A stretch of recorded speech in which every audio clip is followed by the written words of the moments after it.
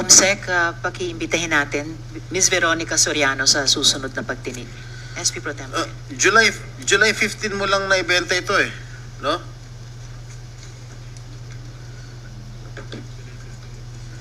Yes, July 15 of this year. At inamin naman niya, July 15. Alam mo, Mayor...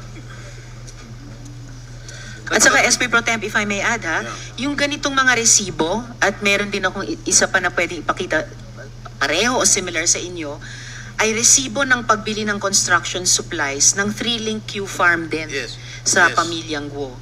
So yung sa ibang resibo, si Alice Guo ang nakapangalan, ganon din po tulad sa inyo SP Pro Tempore, sa Majesty Lumber and Construction Supply. Meron nga resibong issued kay Mayor Kalugay, meron din pong itong Majesty Lumber and Construction Supply, resibong issued kay Mayor Alice Leal Guo. Pero pareho.